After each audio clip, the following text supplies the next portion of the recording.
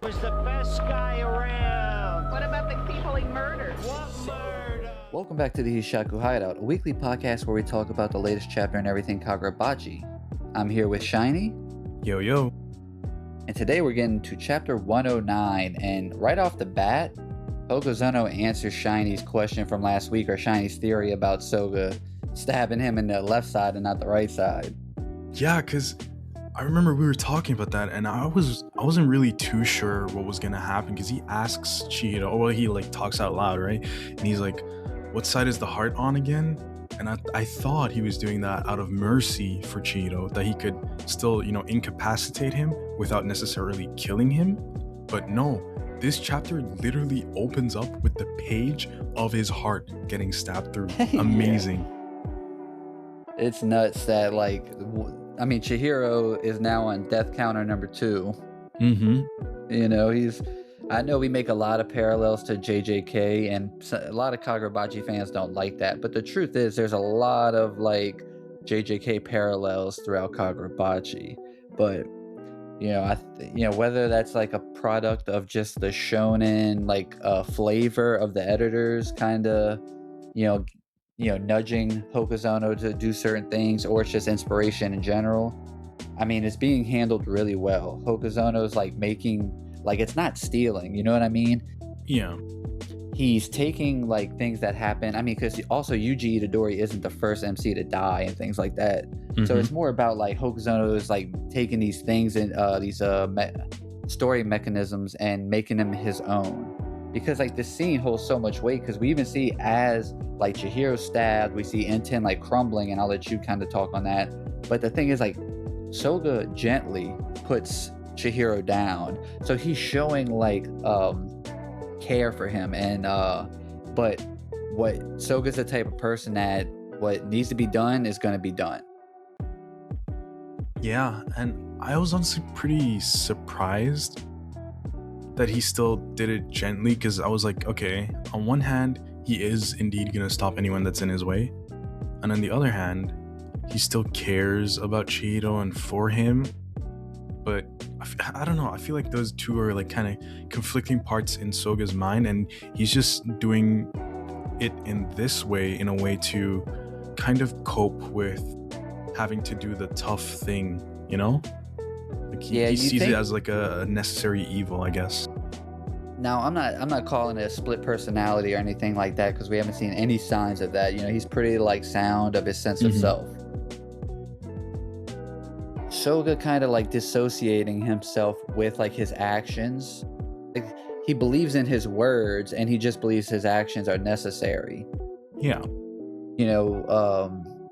They say the war changed him, right? I believe that was something that Samura said a while back. I don't actually remember that, but you could be right. I could be wrong too, but I'm wondering if Soga did lose somebody during the war, and that's what kind of clicked him out. If something happened during the war where his actions of him putting Chihiro down, that's who he was before the war, and whatever happened during the war that changed him, kind of set him on this path of absolute justice. I think he still to some degree sees himself as a kind-hearted person, and I think this is him just kind of showing that. But he also, it's you don't necessarily need to be a split personality to have different or conflicting character traits, and I think this is just his way of coping with that he has beliefs that clash with his original beliefs. He just believes it's necessary. Yeah, that's a good way to put it. And I bring this up a lot, but I really am looking forward to seeing the Soga, pre-war Soga. To say, my hunch is he's the exact same person we see here. He has absolute resolve. He's the type of person where when he says something, he means it, and he just kind of Izuru. When we talk about Izuru, which we'll get into Izuru later, but Izuru's kind of this asshole. He's about to smoke Chihiro during his trial, and everyone thinks Izuru's a bad guy. I never thought Izuru was a bad guy. I just thought he was an asshole that believed in this strong sense of justice, that these dirty, you gotta get your hands dirty to keep the country safe, basically. Yeah, Yeah, But I agree. want you to touch on the Enten disintegrating, because that was insane. Dude. Because him dying, it's like that didn't happen when No. Samura killed him. So it has to be like the Magatsumi he's like just focusing on to like this I don't even destroy think the Enten? so. I don't even think so, because when Magatsumi drains life force, we see like the flowers very often spawn around or in or just near it. Yeah. And we didn't see anything of the sort. This kind of looked a lot more similar to in the Nakazaichi May. arc, where the Cloud Gouger, Oh, yeah. half of it was fading away. And so what I think happened here is that, look, the original 5 or the original 6 blades, they're connected to Shinichi with its core, right? Or Magatsumi as its core for the other 5, right? And on their own, even if they break, they will still persist because of their link to Magatsumi. But because Enten was made on its own, with its own sorcery as its contract, with its own everything, and it's not linked to the others in the same way that the original ones are. I think that if Enten breaks, there's nothing tethering it to reality or anything anymore. You kind of see where I'm coming from? Yeah, I think it's just it's a crazy mechanism to introduce in the story of just seeing Enten just crumble as if it's like been all used up at this point. But one thing, I did bring up Samura killing Chihiro. The thing about when Chihiro killed Samura, he instantly used Suzaku on him. We just didn't see it. So it's not like there wasn't much of a delay for Chihiro to actually be dead. True. So Enten could just be purely tied to Chihiro's heart. If Chihiro like fully dies, because Chihiro was like literally on his way to death right here. Like we see him like slowly like just kind of like fading out. He's thinking of his father later on, and like this sword is like an extension of Chihiro's heart. So if Chihiro dies, the sword dies. That could be the function. Like the contract is Chihiro's heart. Dude, now that you mention it, bro, it clicked, bro. It clicked. It all clicked. It makes sense now. Look, Enten is made to destroy the other blades, right? You agree with me on that? Oh, of course. Okay. Now, what happens when all the other blades are destroyed and Chihiro dies of old age, right? He's like 88 years old. He just is like old, and eventually he gives out, okay? What happens? The blade becomes free, right? For another bearer to pick it up. Yeah, I see where you're going. Kunishige installed exactly. Yep. If Kunishige did this as a sort of safety measure for if the one and only true bearer of Enten dies, that the blade itself also disappears with it, then it actually makes sense. It makes sense. Yeah, man. It makes so much sense. Look at us, Hishaku Hideout. We figuring this shit out. Yeah. Yeah, that's a good way to look at it too, because the whole point the ultimate is safety measure. Kunishige's answer for like justice in the world at his time was creating the enchanted blades, which was a necessary a necessary call for him, because like they were gonna lose that war if he didn't introduce those blades. Even when he put out the first 5 blades, they only like clashed evenly. They brought back to like a standstill at the war. So he had to make one more sword, which unfortunately the sword, he just chose the perfect motherfucker to wield the sword. Yeah. But now Chihiro's answer for justice in the world today is to get rid of his father's answer for justice. But that being said, there would still be one enchanted blade left after Chihiro's, gone. And so Kunishige thought ahead, and Chihiro is Enten. Enten is Chihiro. The blade is me. This is perfect.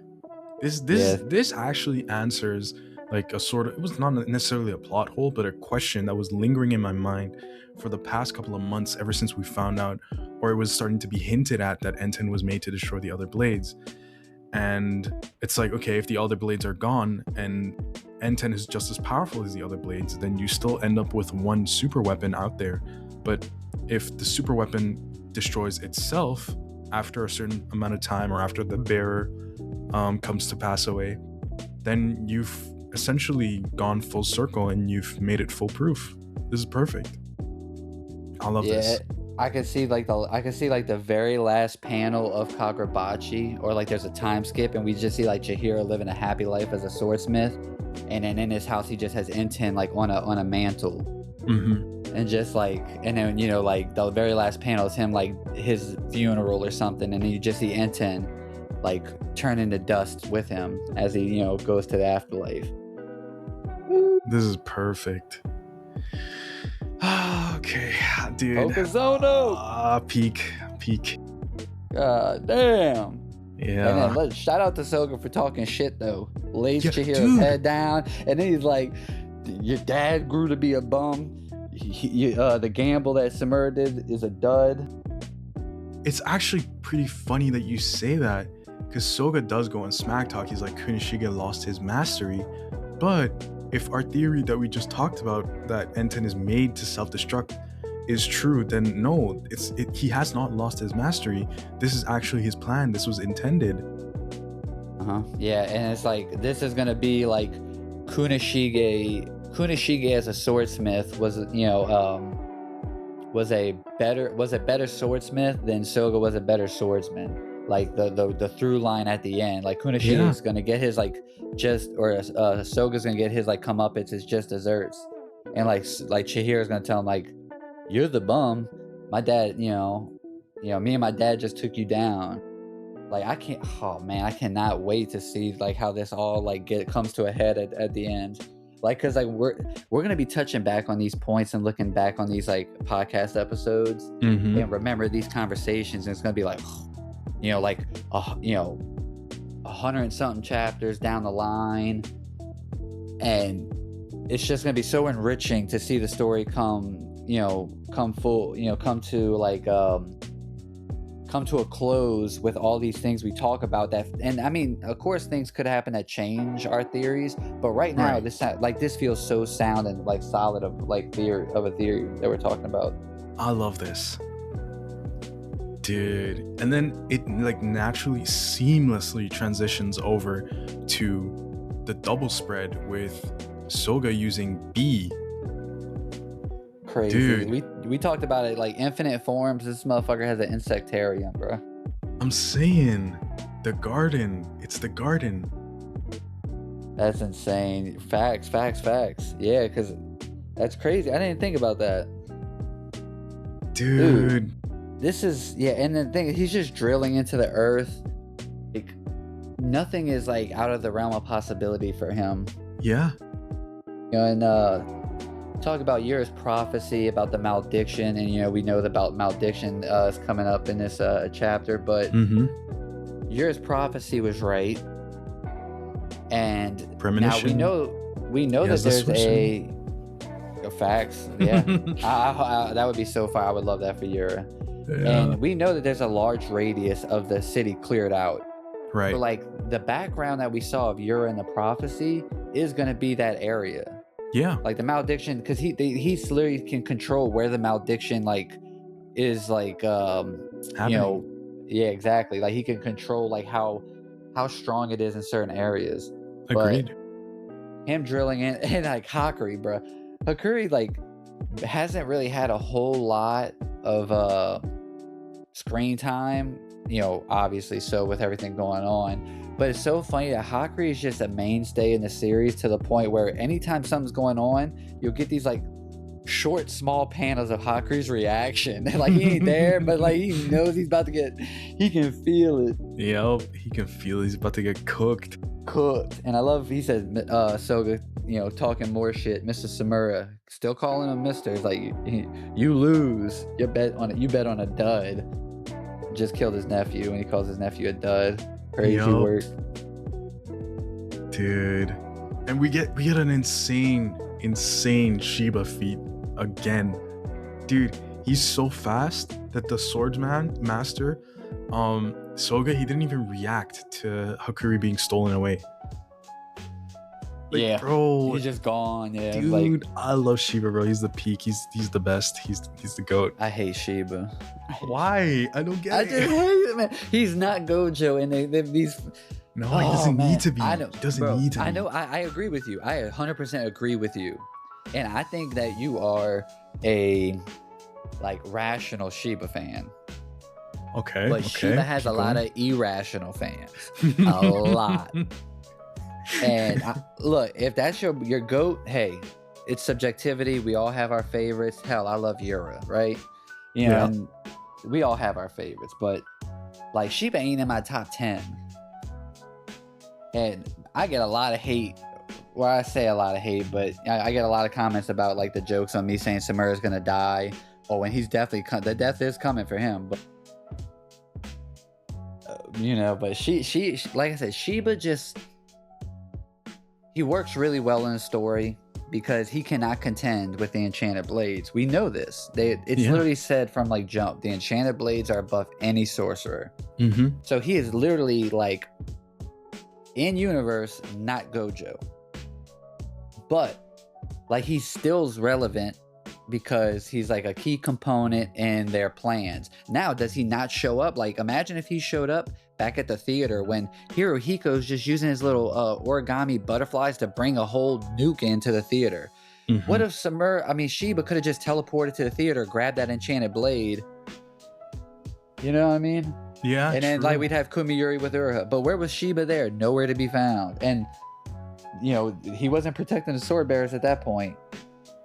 But I think that had to do with the fact that don't defend him. Don't defend him. No, Shiny. I will. This I will. episode will be closed. It had to do with the fact that Sheba still was not on good terms with the Kamunabi. It's because Chihiro's fighting for his. Well, Chihiro was kind of doing his dogging out in the theater. I can't lie. Chihiro was handling that shit on Hirohiko. So that's you know. But and she, like I said, Sheba. I liked how Sheba was used in the Yura fight because Sheba was a device in the fight without being in the fight. You know what I mean? He was still like clearing out parts of the city for them to fight. So them being aware that we're trying to contain the fight until the areas of Sheba was going. And this can only happen like these circumstances because Sheba cleared out so much. Like that motherfucker has to be tired. Yeah. I mean, we see him huffing and puffing. Yeah, even in this chapter. He teleported. Bro, imagine that radius of how many people were working and living in that radius. Yeah. Thousands. Because it's downtown Tokyo. Tokyo's always busy. Yeah, it's congested. It's like New York City. And I'm guessing he can mass teleport people if he's touching or if they're touching him or something, but I think so too. Think about this motherfucker just a stranger teleporting and he's like, touch me. You know what I mean? He's like, quick, everyone in this building, touch me or you'll die. You're gonna be like, get out of here, you blind jerk. I honestly think that would be too slow. Like the faster option is just to teleport two people and then teleport them away before they even notice. Oh yeah, it's like, but imagine how many times he has to teleport like that. Yeah, that's why he's the But GOAT. I mean, that's all to his, yeah. He's the best Amazon Prime delivery guy I've ever seen in my life. Nah. Yeah. But before we see Sheba, do talk about Soga just straight up cuts Izaru's hands off. Dude. This is another great showing of like the speed difference between the sword bearers, not even the sword master, but the sword bearers and just like your regular average top level sorcerer. Bro, he cut his hands off, or yeah, his hands off. As soon as he put them bitches up. Right, before he could even tell what was going on. Yeah, he's not looking at him. No. He's not looking at him. He just tink, tink, tink. And Hokito's over there smiling and shit. Dude. Yeah, I mean, and this is interesting, right? This would be a good topic of conversation. Oh, and you know one thing I'm going to bring up? Hakuri has not seen Chihiro since the train. Yeah, true. That the train was what? Like in the chapters that I think he's seen him like when they teleport Samura. Right, at the temple. But that's it. He saw him like briefly at the temple. So what was that chapter like in the 50-ish 50s, around that? I think in the 50s, yeah. So, you know, that's half of the run of the manga. Chihiro and Hakuri haven't seen each other. And they have a pretty strong bond, even with them having like, because they've only known each other for less than a month. But it's like the experiences they went through built like a strong like relationship. Agreed. So it's crazy. Like he's like, Hakuri at least Hakuri is gonna get to see Chihiro not dead, but I mean, it's a crazy circumstance of like this. Also, a completely different topic, but I'm looking at the page right now where Soga like is in the room with Izaru and Hokuto, and he's like, I don't know the owner of Yura's body, or at least he doesn't know him so well yet. And then he's like, I'm gonna deal with all of that later. And that kind of reminds me of the fact that I do think that ultimately Yura is gonna get his body back. Because I know people were saying that it wasn't gonna happen, blah blah blah.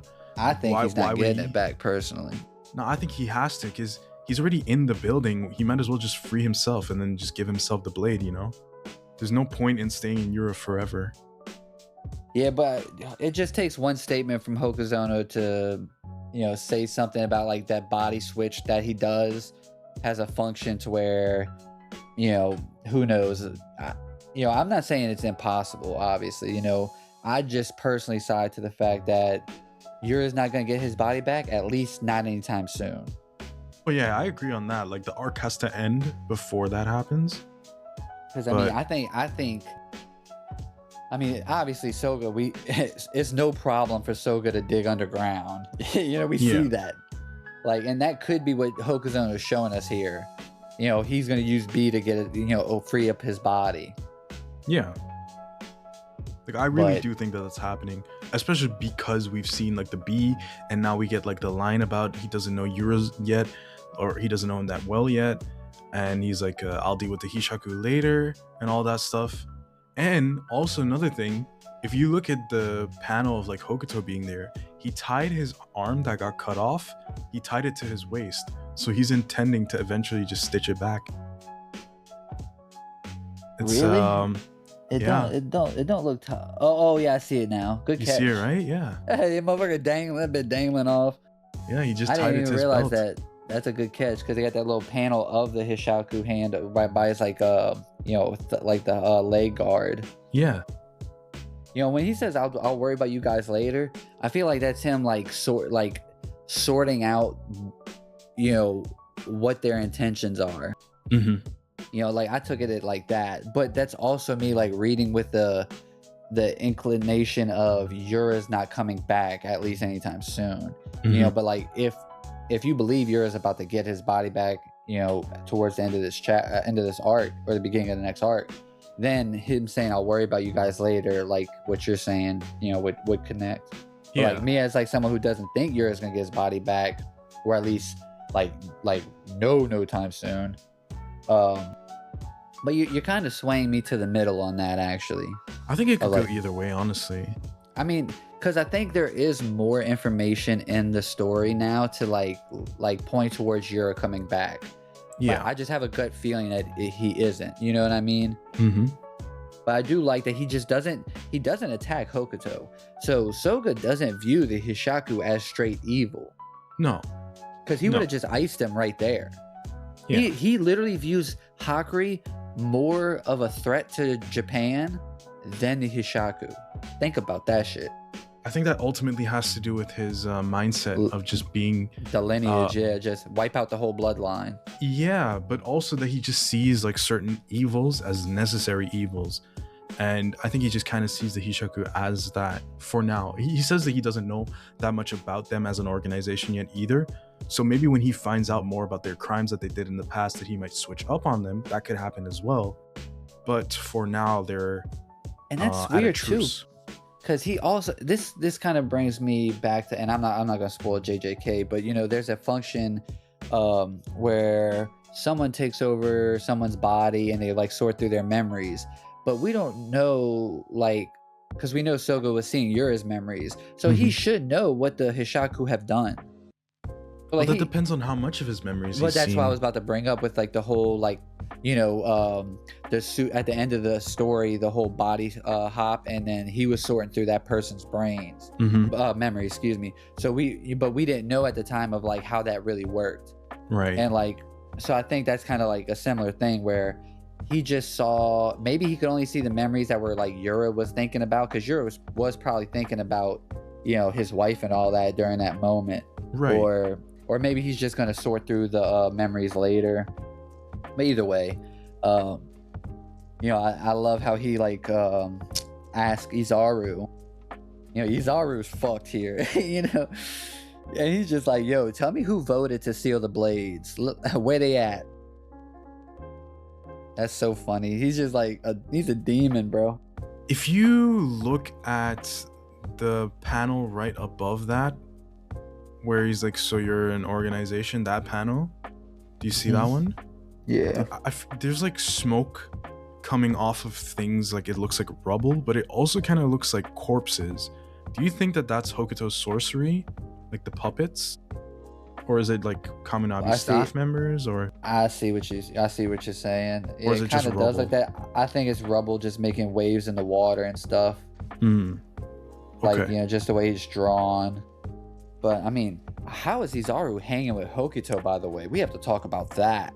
He's just goat. He's goated like that. Because he's Izaru. Yeah. Like, I mean, Izami versus, like, imagine, Izami is just gonna smoke Hokuto is what they're telling me. Depends on how much Hokuto is sandbagging right now. Yeah, I mean, that's true. You would think, like, yeah, with Hokuto, you never know. Because it just doesn't seem like he's taking everything super seriously. Like, he's just fighting enough to make, like, the fight fun for him. Agreed. But it is crazy that because I mean, they had to been fighting for a decent bit. Yeah. The whole time that Yura was fighting Chihiro and Samura just about. That's kind of why I assumed that what is probably rubble looked like burning puppets or burning corpses or whatever. Because I thought that if they were fighting for so long, they must have done something, right? Yeah, so, you would think Hokuto, is gonna just I don't see why he doesn't use his sorcery. Yeah, like, but again, he's probably just holding back. Sandbag, yeah, for sure. Yeah, so he tells Izaru, just watch. So Ichiki better get his old ass out of there. Because we know Ichiki was for Kunishige and Azami and like Uruha there, but we know that they're gonna get teleported out. It's crazy that Sheba considers like Kiri and Natsuki and Ichiki possible of like landing a blow against Soga. Like Uruha, he's an enchanted blade wielder, and Azami is literally like the fighting force of the Kamunabi. So I can see them two being like capable of like getting to the point of being not a threat to Soga's life, but at least putting pressure on him to help Chihiro's fight. And I guess he's just looking at Natsuki and Kiri like get a training arc, and they're gonna get a boost. Well, we know that Natsuki is kind of equal to his brother in certain ways, not in every way. Don't talk about Ibiki like that, bro. Don't. Ibiki's the go, bro. He's my go. I guess Natsuki is the bum brother. I guess. I'm just playing. Natsuki is cool. Natsuki is that guy. And yeah, I mean, Natsuki is, like, I'd say, because we know Natsuki has trained. He hasn't, like, dulled in the 18 years after the war. Yeah. So he's been training. So he definitely could have reached. But there's also, like, certain people can only get so strong. You know what I mean? There's, like, there's no infinite growth. And so like Natsuki could just be capped out and still not be to where Ibiki was pre-war. You know what I mean? Ibiki could have just been had better potential, more potential. Maybe but that's like getting into a whole like headcanon argument that doesn't really matter. Yeah. And but Sheba's currently shaking the turd out of his pants.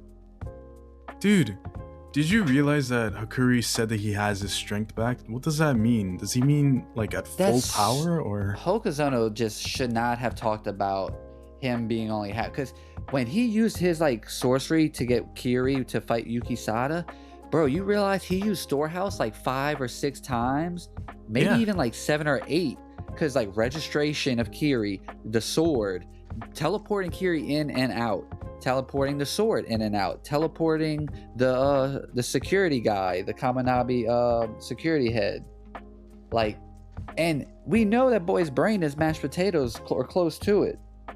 but he's just like Hokozuna just kind of it's one of those things that you just accept it. Yes, Hokozuna said also, he's like halfway usage, and he just used his sorcery, by the way, not long ago. I guess that kind of has to do with how much time has passed in the fight above ground. Yeah, I mean, we don't know that. And that's fair, because I mean, they're moving so fast that it's only been a couple minutes. Yeah, maybe like it'd probably been like 15 minutes, 20 minutes. But I mean, that's also a headcanon argument that we'll just never know. Yeah, we'll need more elaboration on that. Either way, it's cool.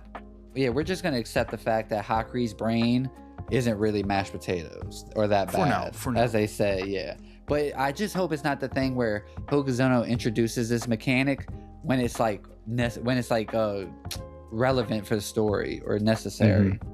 It's like, oh, you know, when we like need storehouse, Hakuri's not going to be able to use it, type of thing. Oh, I see. That's what I'm worried about. He's like, oh, I just used storehouse 3 times. I can't do it again. Like, if that happens later in the story, then moments like this is going to be kind of bullshit. Mm-hmm. But he's already registered Kiri, right? Yeah, but he had to do it like right before he fought Yuki Sada. So that's like using registration, teleporting her in, teleporting her out. Then he teleported her sword. Then he teleported himself and the security guy. Because that's a lot. Yeah. And I mean, considering the subspace sorcery, like we saw, like when he first awakened it. I mean, he first awakened it, and he did use it ESO early on, but that was way early. So yeah, I can overlook that. And I'm not saying I have a huge issue with it right now, but I'm just saying that could be a thing that just arises later. And you know, if we remember this moment, it's going to be like, okay. Although and it also could just be Hakuri saying. Hakuri could just be pushing himself too much too. Let's be real, because he in character does that. Yeah, he does do that. But Sheba does mention that it could be better to like just regroup, teleport away, go to the other bearers, get the other 2 blades, and then come back with like a strong force. And the thing is, I'm thinking Sheba's like planning to like get out of there for good for like a while and recoup, because Uruha is not in the state to fight. Azami definitely can't fight right now. No, you know, they got to pick up that poor bastard's arms. They got to look. Hopefully he has them hanging from his hip like Hokuto or some shit. I mean, well, if Samura survives this arc, he could just heal everyone, right? He's not. Dude, we've had Samura death flags since the chapter 70, since like 75. No, before even. True. I thought he was gonna die against the Pine Tree Sorcerer. Why didn't I? At the temple. Like, dude, he's had so many death flags. Like every time he has a fight, I'm like, okay, the most death flags of any character I've seen. I'm saying, but at the same time, I feel like it could be a kind of a joke being played on us, like spoilers for AOT. He's tap dancing on the flags is what he's doing. Have you seen AOT, Attack on Titan? Yeah. Okay, spoilers for that, but Reiner, he had like a million death flags, and he survived the shotgun. series. He was eating a shotgun at one point. I'm saying, like, everyone thought that he was dying in every scene that he had, and then he just keeps surviving. I feel like Samura might be one of those types. Fair, but we'll have to wait and see. He could just die at the end of this arc, because you know, at the end of the chapter we see that he is going to face off against Soga solo now, like on his own. So yeah, and he's burning the blade. Like Tobimune is gonna break, and I think Tobimune is gonna break and he's gonna die, but he's gonna hold out long enough for Sheba to actually save all the people he said he was gonna save. And then he's gonna bring them to like Subaru's sushi shop with and Huyuki will be there, Pinky will be there, Subaru will be there, Iori, the Masumi. You know, they're just gonna be like using the inside of Hakuri, the storehouse, as like a hideout, right? They could. I mean, they don't know where Subaru's sushi shop is, or where Pinky was held up. Like the Hishaku didn't know, so that means Soga doesn't know. So they could all, you know, it's just, I guess, like where Iori, Iori and the Masumi, they could be at like a Masumi hideout or something, because they kind of like, splintered off to like. Samura could have told Ro, bring them to your hideout. They might have their own set because they're ninjas, for Christ's sake. Yeah. But if there was like a way for them to like relay the message of like, tell Sheba to like pick them up and bring them to where he was, so Hiyuki could protect. I'm sure Hiyuki is protecting both enchanted blade wielders now. Probably, yeah, because Sheba's gone, right? Yeah, but now it'd be crazy if we cut to and we see the Hishaku kill Hiyuki off panel or some shit like that. Oh my god. Oh my god, people would be so pissed. I would hate that. Don't even get me started on that. Because where's Hishaku in all this? He dipped. He knew he couldn't hang. He dipped. I think he's a Soga sympathizer, to be honest. Maybe. I think him and Kaguri are gonna join him in a new era of the Kamunabi. Boy, I think the Kaguri Kamunabi's does cooked. have Subaru's blade. I don't think the Kamunabi's surviving this arc. Oh, well, the new era of the Kamunabi with Soga at the head, I should say. Okay. It's basically, okay. But now, Hirohiko is not gonna stand for Soga. Why? And, well, you know what? I actually did have one theory about like, if Soga says like, "Oh, I could tell you're contracted to the Kumiyuri. I'll get you your enchanted blade back." You know what I mean? Because he wants enchanted blades in play, or he could just kill Hirohiko and pass it to someone else. But I don't think Hirohiko's story is over. No, I agree. Now maybe Hirohiko becomes like a lone, like entity in the verse. He leaves the Hishaku is no more, and the Kabunabi is like technically the Hishaku 2.0, because like maybe Best Genus, Kaguri, maybe Uran, Hokuto, like maybe certain Hishaku members decide to follow Soga, and the other Hishaku members just run away from him, and they kind of go off on their own or something. And then maybe that's how like Chihiro starts like his own Hishaku, which I did make a video on that on my old channel. But I don't know. I mean, where do you think we go from here? I think it's gonna go exactly as Sheba wanted it to. Like, they're gonna regroup. I don't necessarily know if they're gonna get the other blade, because I did still think that Kuguri was gonna be destined to get the other blade. But I mean, Kaguri still has it somewhere. Yeah, but like if he goes to the bearers and he teleports the blades to them, then Kuguri loses it. I guess Oh yeah, because all they have to do is make contact. Hakuri just has to make contact with Subaru. That's true. Exactly. I'm tripping. Yeah. I forgot all about that mechanic. Literally that's the whole like strategy. I'm tripping. Yeah. So I'm if I was Sheba, get Hakuri out of there right now. Come back, motherfucker. Hakuri is so vital. Like, you have to get him out. Soga has proven that you cannot like wait, because this motherfucker will pop up and slice a head off.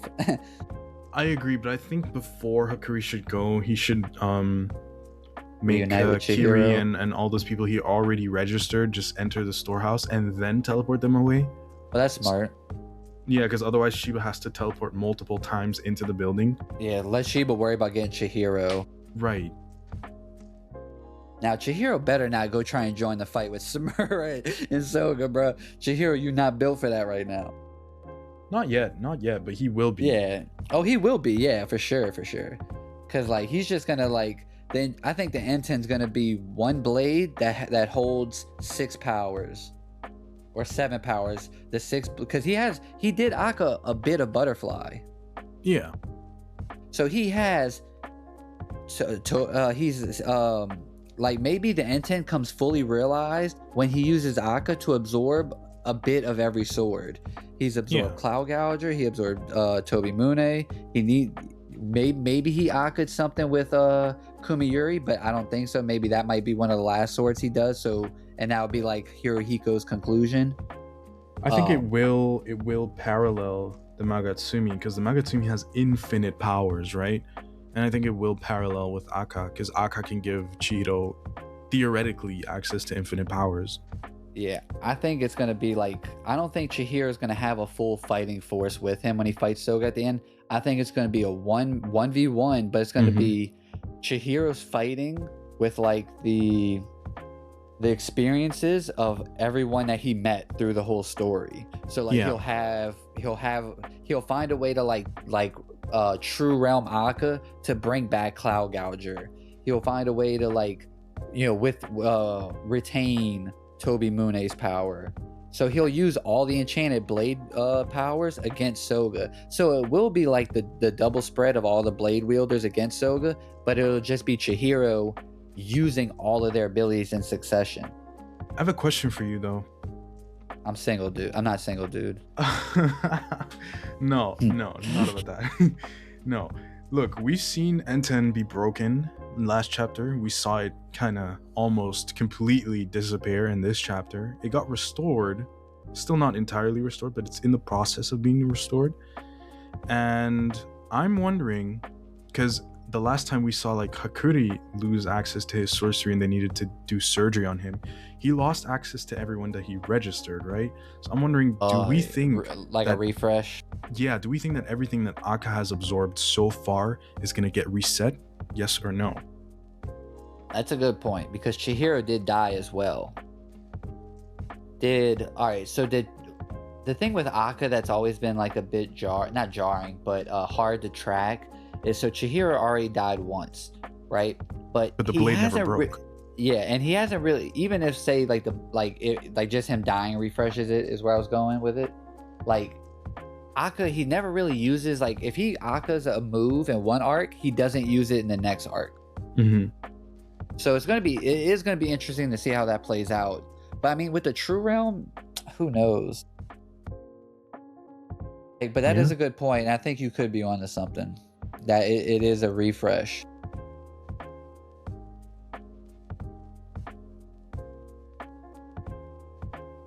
Yeah, it like reverts.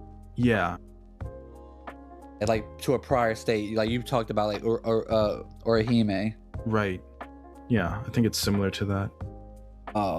Not as good as Orihime's, but of the same Nature. function. Yeah. Right. Yeah. Yeah, no, like I see where you're cooking. I think for the story's sake, considering at what point we're in the story, I think it's unlikely, just because Chihiro needs all the powers he can get, especially now. Mm-hmm. But I mean, it could be a training arc for him, like he still has to grow. Maybe your goat Itsuo Shirikai pops up in the next arc. Maybe. Could be cool. And maybe like Chihiro Chihiro seeing a true master use the AI White Purity style like consistently. Or the progenitor of AI White Purity style, I should say, because Samura is a master of it. But maybe that will, like, him train with Itsuo Shirikai will, like, with him with those Rakuhira eyes and just like prolonging training, he'll even surpass Itsuo Shirikai somehow, with the enchanted blade, of course. Mm-hmm. Yeah, but I mean, Fair I guess enough. the last thing to touch on, I want Last to but say, not least. yeah, I want to talk about, well, actually two things before we touch on Samura and Soga. I really like the writing here of like Chihiro's just dead, looking, or dying, looking at the blade crumble in his hands, and he's just thinking about like what his dad said about Nishiki. He's watching the blade like crumble in his hands. The blade is everything to him. Remember, when he died the first time, he was worried about where Enten was. Like, that is his like connection. That is everything to him. So like, just seeing him, like that panel of him crying, that tear of that eye, it like hit really hard for me, because I'm super invested in Chihiro. He's my second favorite character, and like I feel like he is the what's the word I'm looking for? I can never think of the words I need. But he's just like that emotional through point of the story. You know what I mean? He gets, aside from Samura and Iori, because that was like a character specific dynamic arc that was made to make us feel, but like Chihiro is constantly fighting these like battles internally of like, oh, would I trade the memories of my father for a life like Iori? And we see he steals his resolve. He's like, no, those are everything to me. And like, so when these memories pop up, this is the first time we see it crumble in his hand. Like Chihiro is truly broken here. Yeah. He wasn't broken like this when Samura killed him. True. I mean, obviously because the sword wasn't crumbling in his hands, but even so, it's like the fact that like Samura's words, I think, is like really, really, really strong. Like everything that led Chihiro here made him sparkle. That sparkle proved that he wasn't a dud. And he says they weren't. He like proclaims they weren't duds. The Enten and Chihiro, this light will continue to shine on many. We can't let that end here. And just like this is a sacrifice. That's what Chihiro said. Mr. Samura, no. Like he's saying he's gonna die. And I think like it's just it really resonated with me. I can't really put into words, but like just saying Samura saying Chihiro has changed my life. And yeah, he is like Samura's, like if you think he's gonna die here or not, Samura is putting himself in death's way, at death's door, and like basically burning out everything he has to save Enten and Chihiro. It just shows you how like Chihiro has affected the people he has met. Like even Hiyuki, like I think he's even like altered Hiyuki a bit. Like he's like because he contended with her like strong ideals of justice. He like met them face to face. Yeah. He's when Chihiro meets someone, he enriches their life. Chihiro is Kunishige's greatest masterpiece. I always say it and I'll keep saying it. It's a great way of putting it. Dude. I'm really invested in Chihiro, man. I can't like put into words because like Chihiro is kind of a like I call him like a perplexing Pegasus. Because he's a very rare like beast of a shonen MC. Pure revenge plot. And like of course like Tanjiro has a revenge plot, you know what I mean? Yeah. But with Chihiro it's pure bloodlust revenge. And he doesn't really like react to things in the moment. It's kind of like he gets over things quickly. And that's really hard to like make work. Because he's a young 18-year-old kid, but nothing seems to faze him. But I think it's just that's how strong his ideals are for his father. To believe, however, y'all knew Kunishige, it doesn't matter to me. Because I knew Kunishige the best. I knew the last 15 years of Kunishige's life, I was with him every day. Y'all don't know that Kunishige like I know that Kunishige. Dude, I never even thought of it like that because when I was looking at like the last, what do we call it? Like the last 6 pages or so, I more so felt like they were Samura focused. Like we did get the little piece of like Chihiro's memories where he's like remembering Kunishige talking about like the Nishiki fish, the goldfish in real life. And that it's supposed to be all amazing and whatnot. But the rest of it, it was kind of Samura focused. And I kind of saw it more as like, this is Samura's true awakening, or is like a final awakening, or because he did have an awakening. Right, because he like did he's have really an betting it all right? on the future. Exactly. So I really saw this more as a Samura thing, but yeah, there is like really good Chihiro narrative sprinkled in, and I just kind of missed that. But yeah, you kind of brought it to light there, and I really like that. Yeah, and that's the thing, it's like Samura is such a like he's the objectively I think he's the best written character in the series. Samura is probably in like my 8th favorite character, 7th favorite character, something like that. But the fact is, the man is like really well written. Like he has flaws. We are aware of his flaws. But the thing is, like we, none of us can really like empathize with his trauma. You know what I mean? But we're seeing like the enriching story of him opening his eyes and Chihiro being a conduit to that. It's beautiful. It's poetry. Yeah, it's great. And then the last thing to talk about, Soga and Samura. I just wanted to say that, bro. Like, dude, the final double spread, bro. What did you think of the art? Because I loved it. It's so I love the background. That like the background of the fight. It's a hollowed out ground. They're like I can't imagine how they're just gonna go insane on like a Black Suzaku that's gonna be like a widespread. Yeah. In the Kamunabi HQ, they're flying in the Kamunabi HQ. They're just, oh my god, hollowed ground of the HQ that he just burrowed through. And like the thing is, we saw Samura like basically make a domain expansion of fire in a building to fight Yup. Soga. What is a black Suzaku like fire domain gonna look like due to Soga? And yeah, it's just so gas, man. So You know, peak. yeah, Hokuzono's really locked the fuck in. Do you have any predictions for next chapter? Because I have one prediction. I got a prediction. Samura's finally gonna die. Okay. Hate. I'm Okay. getting hate. I know I'm getting hate for it, but I've been saying it for a long time. But it's coming Yeah, this you were time. wrong every time, too. I'm that delusional guy that's always like that, or that like conspiracy theorist that be on streets holding a sign. The end is coming. The end is coming.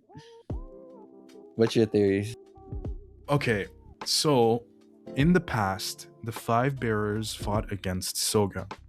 What happened at that time was that they were fighting and they were trying to hold him back, but the malediction continued anyway. I think something similar will happen this time. Yes, Samura may be able to stop Soga, quote unquote, but the malediction will continue. He activated it in one of the pages where you see like the that middle full of the page. chapter. Right. He did activate it there, and you see the effects of that when all the flowers start growing everywhere. The flowers are growing on Ichiki, on Uruha, on Azami. They're growing, right? So it's already activated, right? There's the only way to stop it is for himself to stop it. Disengage it. Yeah, because we Right. know flowers are still blooming on Shikoku, for Christ's sake. Exactly. So Sheba can teleport them wherever he wants. Them bitches are still gonna be they'll still turn into a flower vase. Right. So I think something similar is going to happen here.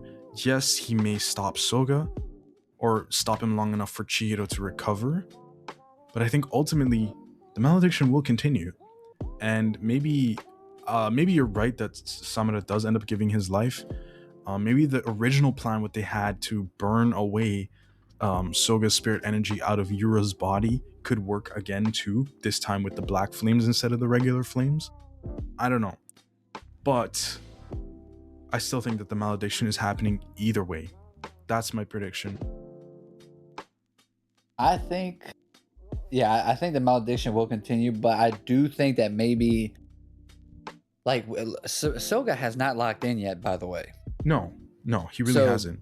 I don't think the black flames are gonna like Samura's gonna be able to do damage to Soga now. I do think he's gonna be able to damage him now, but I don't think it's gonna be like. I think he's gonna like give him enough of a fight and put enough pressure on him to where he has to like maybe he has to unfocus the bloodlust on the malediction. Mhm.